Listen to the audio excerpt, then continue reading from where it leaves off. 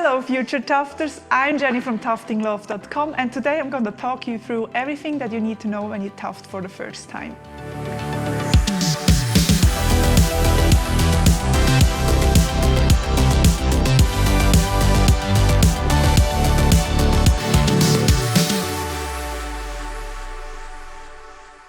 Let's have a quick overview on the topics that we cover in this tutorial. We're going to talk about the frame as well as the tufting cloth and how to feed the yarn through the tufting frame into the tufting machine. We have a look at both our beginner tufting machines, the AK-I Cut Pile Tufting machine as well as the AK-II Loop Pile Tufting machine. Then we have an actual look at how you tuft and the things you need to be aware of when you're tufting, as well as how to make clean lines and nice shapes.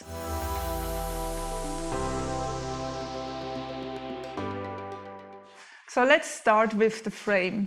The frame is our main structure where everything starts when you tuft. So we want to make sure it's a stable thing. So when you build your own tufting frame, you want to make sure the dimensions of the wood are correct to the size of the tufting frame you're building. So when you build a frame, you want to make sure that the wood is not gonna bend in on the tufting cloth that is stretched. So we not want to have a hammock here building because the wood is pushing down. And you want to check that the dimensions are suitable for the size you're creating. So the bigger the frame is, the thicker the wood needs to be, because the more tension you will put on the actual frame. A good orientation is that you always want to have at least 2 rows of nail tags so you can have an even stretch. So we always apply 2 rows of nail tags, so we have the chance to make the tufting cloth as even as possible with these small frames. And if you have super thin wood, you obviously cannot put 2 rows of nail tags on. So that's where you should start.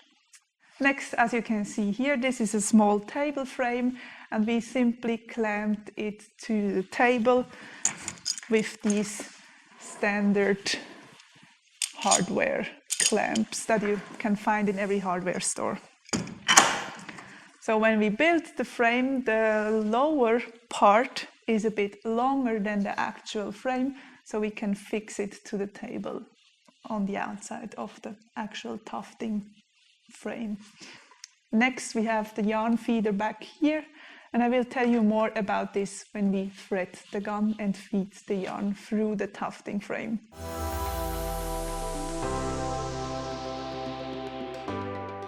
Okay, let's talk about tufting cloth. Before we stretch the actual frame, let's have a closer look at the material. This is our premium polyester tufting cloth that we have, and it's super strong and made for tufting. So we recommend you really get the real tufting cloth instead of using burlap or another cheaper version of it, because with this you're sure that the material is not failing. I can also show you how it looks. It has this super loose weave where the needle can go in and it stretches so the yarn can hold in the hole. And it's made of polyester and is super strong, and you cannot really tear the threads because it is made for tufting and will not fail on you. So now let's actually stretch the tufting cloth on the frame. So first you want to make sure it's equally centered and you have enough tufting cloth on all sides to stretch it properly once it's fixed. So I just hang it into the nails everywhere a bit so it's not falling off all the time. You can also help the nails grabbing it by pulling here and pushing against it on the inside so it's like slipping in. So now let's have a look at the size of the tufting cloth I cut. It is not too much here, but I can still grab it, especially on the sides and also on the bottom. And you want to make sure you're not cutting a piece that just is going to the last nail, because it will simply fall apart, because as you've seen before, it's a very loose weave, and if the last bit of tufting cloth is on the actual nail, you have nothing to grab on and stretch it. As you also can see, we have these guidelines here that help us stretch the tufting cloth evenly. There are two very, very important things when you stretch the tufting cloth. First, you want to get it as tight as possible. You really put the whole energy and force you have into stretching this thing. There is no thing like a too much stretched tufting cloth. The harder, more drum-like this thing is stretched, the better. Second, you want to have the lines as straight as possible, because as you've seen before, there is like this grid created by the threads, and the straighter these two lines are, the easier it is for you to tuft a straight line, because the grid of the tufting cloth will simply help the gun and guide it in a straight line. If you're if you're stretching the tufting cloth something like a wave or something like this, the tufting cloth will always pull the machine in this direction, and it's so much harder to tuft a straight line. So really, don't rush the stretching part. So now I'm just going to stretch it and then try to even out the lines. So I just grab it and pull it, and always in the beginning always push a bit with my hand to make it grab properly. Once it already has a proper stretch, you don't really have to do that. It somehow became a habit of mine, and I do it anyway.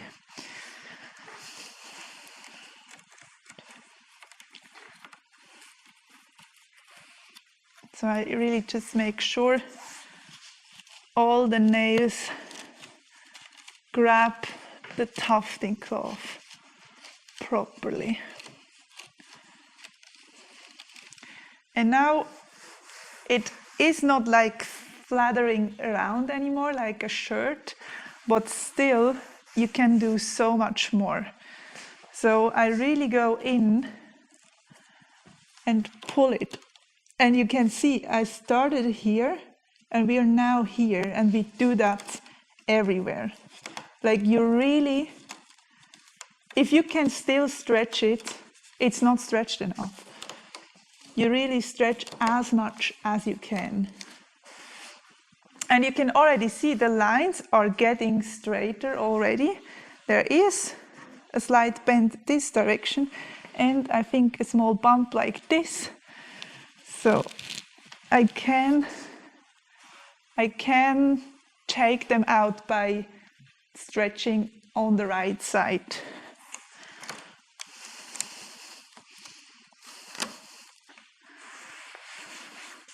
So now we have a properly stretched tufting cloth, but this line here, there is really a bump in it. I maybe get a ruler quickly so we can show you that. So when I put the ruler here, I can see that the line here has a little bump. So I want to pull the cloth more up to get rid of it, and yeah, it's very easy actually.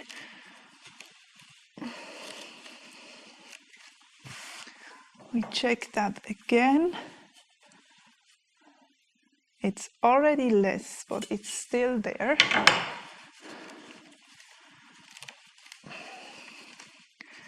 And if you're not able to pull more to the top, you can simply loosen it a bit on the bottom, so you're able to pull it more up.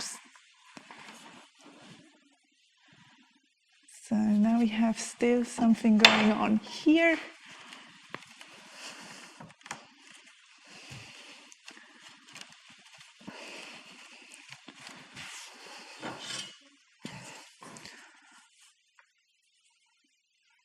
We're getting there. Here you want to go down a bit. And we also check the vertical line. and it has a slight bump in this direction. So I pull more to this side.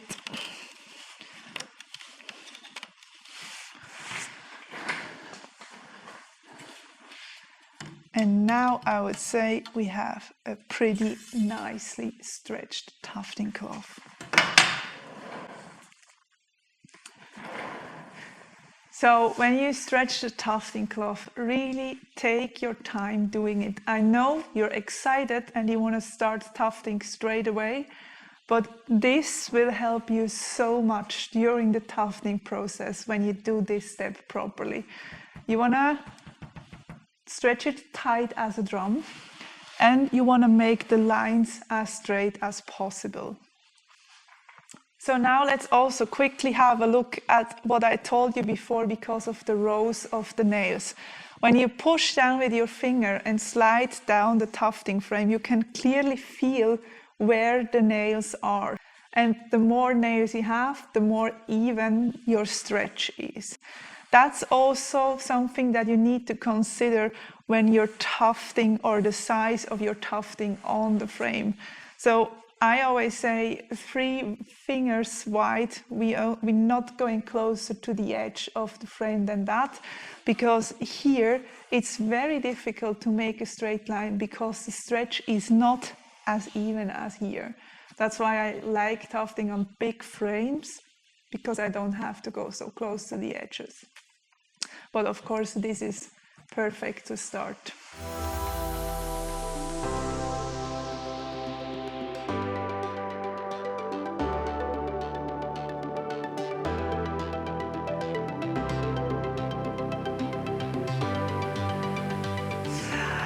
So let's talk about how we feed the yarn from the yarn cone through the frame into the machine.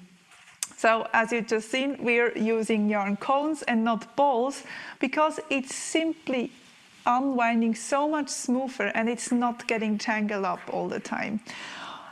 Speaking of tangled up, you want to make sure you're feeding the yarn from your left side through the yarn feeder into the needle hole, because on the right side of the machine you have these 2 small plates and the yellow cable that is the positioning sensor, and when you're feeding the yarn from the right side of the tufting machine, it tends to get tangled up here, also resulting in the fact that you have to stop tufting all the time, untangling it and re-threading your machine.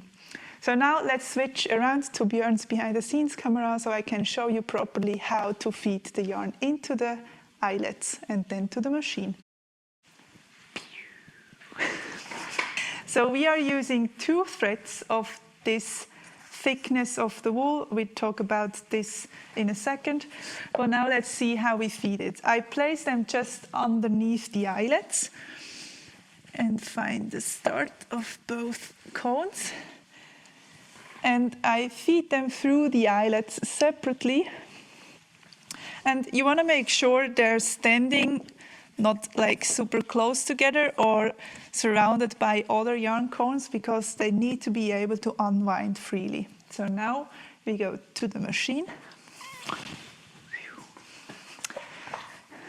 So now we thread the machine. The yarn will go through the yarn feeder into the needle hole.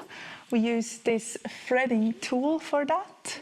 It's just a thin wire that helps you bringing the yarn through the needle hole. We slip the yarn through here and simply pull it through.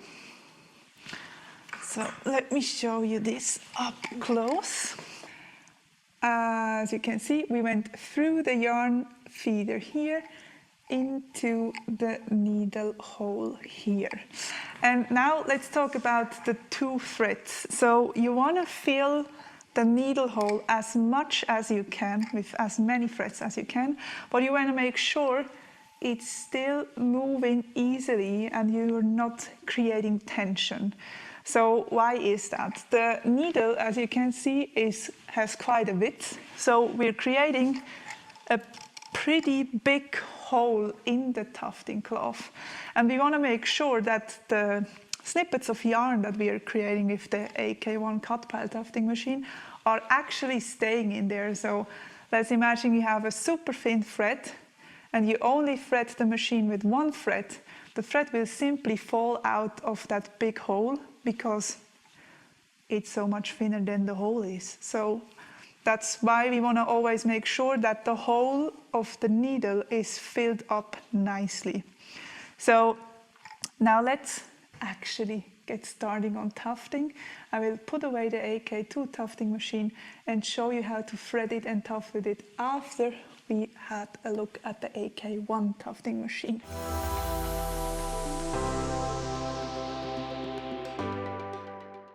So when we are tufting, first of all, we have plugged in our machine, and as you know, there is the main switch and the red LED in the back indicates if it's on or off. First of all, your machine is always off when you're not tufting. It happens so easily that your hand is somewhere here because you're adjusting settings or you're threading the machine. Your hand is here and you accidentally pull the trigger and your hand is on the moving parts. So we don't do that. We always turn off the machine when we're not actually tufting. So there are a few things you want to take care of when you're tufting. First of all, we're simply poking through the Tuftingcloth, and you want to make sure you're pushing properly. So the feet of the tufting machine always has to be in contact with the Tuftingcloth, especially with the AK-I. If you are not pushing enough against the Tuftingcloth, your scissor will come out and not only cut your yarn, but also cut a hole into your Tuftingcloth. We don't want to have any holes in our Tuftingcloth because it's gonna just pull apart and become bigger and bigger, and you will have to patch it up. So that's one of the reasons we always want to make sure we push enough. And now you're also realizing why it's so important that we stretch the Tuftingcloth properly, because otherwise, if it would be like my sweater, we would be like 10 centimeters behind the tufting frame now. We want to really put pressure on this. So stretch it properly and then push the gun against the Tuftingcloth properly. Next, you want to make sure that this angle as well as this angle are about 90 degrees. So you don't want to tuft like this or like this because, as I said before, the foot of the machine always is in contact with the Tuftingcloth. And if you're doing that, then again the scissor might cut the Tuftingcloth as well as this, because the second foot is simply not touching the Tuftingcloth. So when we're moving up with the machine, we move like a robot. It's like beepity beep, beepity. We don't do this. You tend, when you start to get the hang of it and you get faster, your body movement will switch to this when you go up instead of this. And when you do this and go out while probably still tufting, the danger of having a hole in the end of the line is very big. So be a bit like a robot for once, right? So then when you're tufting, you're pulling the trigger and you simply move with the machine upwards. The machine itself moves a bit, but you can give it a little bit of an extra push. So let's have a look how we do that. We simply do a straight line up. I turn on the machine, pull the trigger and move up with the machine. And that's very fast. So it was a bit fast. You have a speed regulator down here that you can turn like super fast and slower. So we recommend you start with the slowest setting because there's enough to take care of. So let's create another line.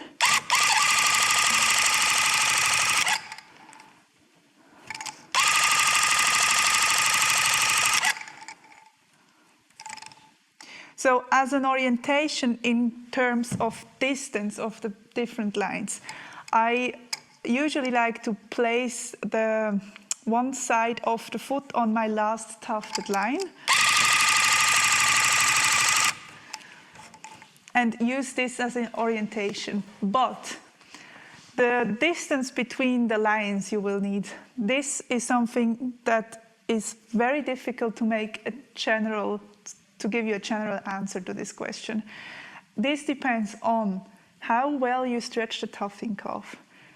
What yarn do you use? What pile height did you set the tufting gun to? Is it an AK-I cut pile? Is it an AK-II loop pile? Or how are you tufting? It's different for everyone, really. How many threads have you threaded the machine with? So you can see, you can use the foot as an orientation, but it's not the go-to thing. You need to sort of develop your own feeling for it. So how I check it is, first of all, if there is light shining through, it's obviously not close enough because you can see through it. So in case that happens, let me quickly create a line that is too much apart. So this, I can see the light from the back through here. I guess you will not see it on camera, but I can, trust me, I can. So I simply put in another line to fill it up. That's absolutely no problem because no one's gonna see the back. No one's gonna know. We're gonna put a backing there in the end, and you can do in the back here whatever you want. They're gonna see the front only, so who cares? So you wanna make sure you cannot see through. But on the other hand, if you're putting the lines very close to each other, the rock is going to be super dense and become hard instead of super fluffy.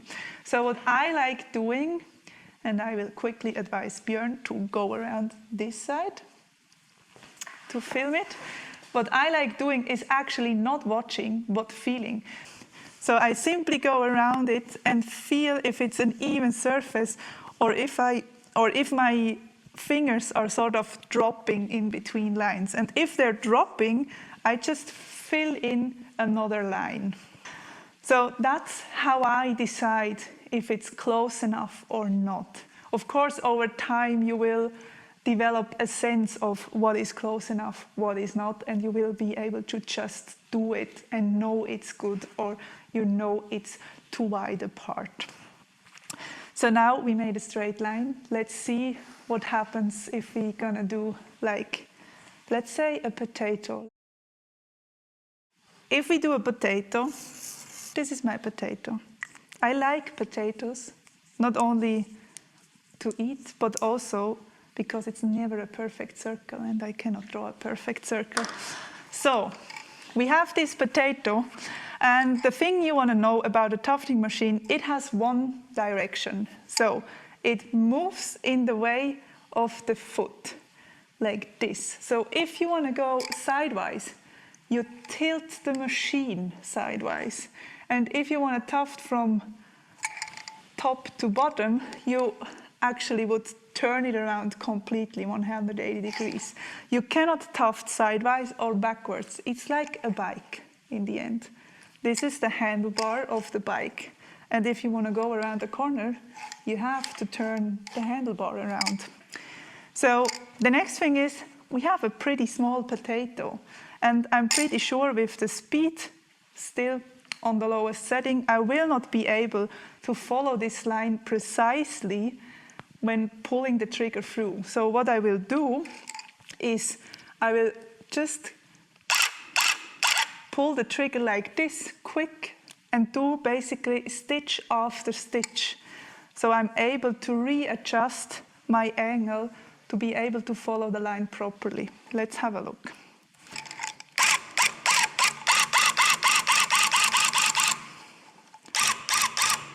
So now I created this corner. Obviously I didn't follow properly the line, and it's not so bad. You can simply pull out that mistufted yarn, close the grid of the Tuftingcloth again and keep on tufting. Also now it became a bit uncomfortable, like tufting around this, so I can simply go in here again and close the line like that. Now my potato has a little bump. We like bumpy potatoes, right? We do. Now, whenever you have a shape, you always tuft the outline first, and you want to fill the space with straight lines. So I really just go in and fill the space with straight lines. And if these snippets are in my way, I simply pull it out. And now we have a dark red potato, a fluffy dark red potato that is nicely filled out. So why do we do the outlines and filling with straight lines? If you have different shapes, let's say you have this potato and there's coming a moon-shaped thingy next to it. You do the outlines of the potato, fill the space, change the color of your yarn, and now the outline of your moon-shaped thingy is also this part of the potato.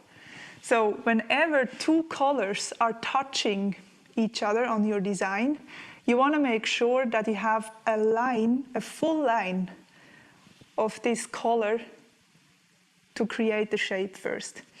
If you're having a shape here and you're simply going in with lines without creating the outline, the line will never be as defined as it could be.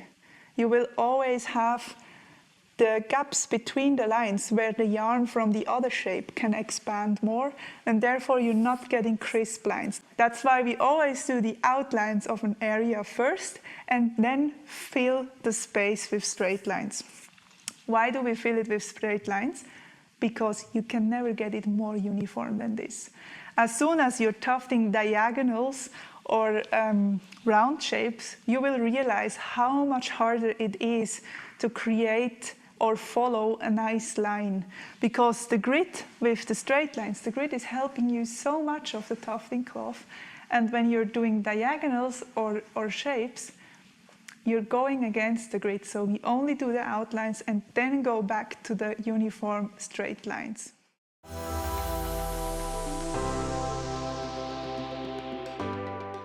So for the AK-II, I'm gonna use this yellow yarn so we can see the difference better.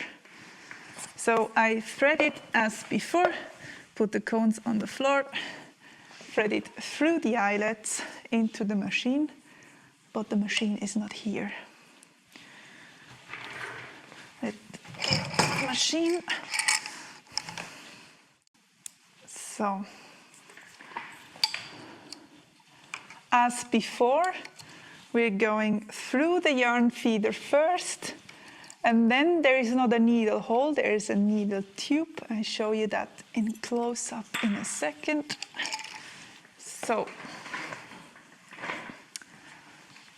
as you can see, we went through the yarn feeder hoop here into the needle tube. So it's like a tube instead of a needle hole, which actually makes it feed a little bit nicer, I think. With the loop pile AK-II tufting machine, it's the same as with the AK-I. We have the main switch here, the red LED light that indicates if it's on or off in the back, and we have the speed regulator down here. That's the fastest, that's the slowest. And one thing to know about the AK-II loop pile is that the slowest speed is a bit faster than on the AK-I. That's simply because the transformation from the motor to the actually moving parts is a different setup. It's not with a big gear, it's with a belt, so the transformation of the speed is a bit different. So this one moves a bit faster, but On the other hand, there is no scissors with which you can cut the Tuftingcloth, so that's kind of nice as well. Apart from that, everything is the same. We do push in as much as we can. We take care that we have a 90 degrees angle like this and like this, so we're not tufting like this or like this. And we simply pull the trigger and move up with the machine. Now, the most important thing when it comes to loop pile is coming. This is not cutting your yarn.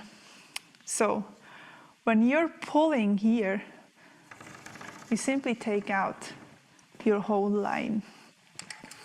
That has advantages as also disadvantages. First of all, I started with a loop pile tufting machine, so I feel the whole frame had a huge learning curve, wasn't happy at all, and took out all the yarn because you can simply pull it out, wind it up again, and use it again. On the other hand, you have to actually do it. And when you're tufting, you have to have a scissors with you. So I use this small thread cutter because I can easily hold it in my hand on the extra handle. It's not really distracting me. And I always have it nearby. So I do this, put my finger there, so it's not pulling out, and cut the yarn. Super simple. I do that again. And this loop pile is, I think, not on the highest setting. This will mean we have to bring the lines a bit closer together. And again, I ask Björn to film from the other side. So now you can see the different textures of the loop pile as well as of the cut pile. And as you can see on the loop pile, we sort of have a direction. You can see in which direction we tufted. Let me quickly add 2 horizontal lines. So you can see it.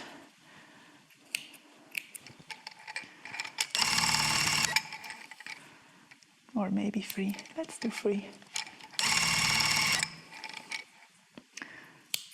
So you can now see in which direction I tufted.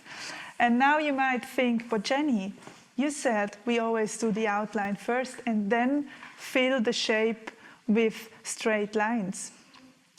Yes, I did say that, because it makes it more uniform. But with the loop pile, you have to decide if you what you want to do with the texture. Of course, you can also do the outlines first, fill it with straight lines, but it will be visible that you filled it with straight lines.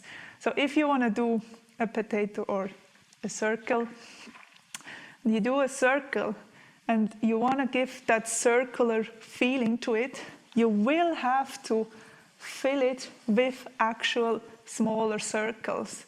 But as I said before, it's absolutely possible. It's just not as easy as doing straight lines. It's no problem if you're trained and you got used to it a bit. I would not recommend it maybe doing it on your first piece. On the other hand, it's a very nice challenge to learn it. So it's up to you how you want to approach it. The lower the pile height on the loop pile, the clearer you can see it. For example, on this egg, you can clearly see the straight lines I did. It's on the lowest pile height, I think. On the other hand, here, I tried to follow this organic line.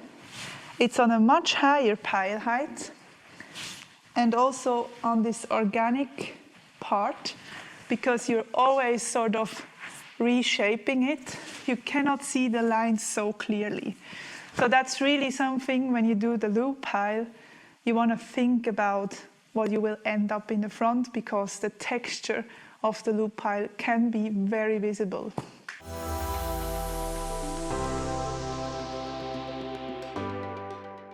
We talked about the frame, the dimensions. When you build your own frame, don't forget to check that the dimensions are correct. We talked about the Tuftingcloth. Stretch it very, very much as you can. Make sure the guidelines are as straight as possible.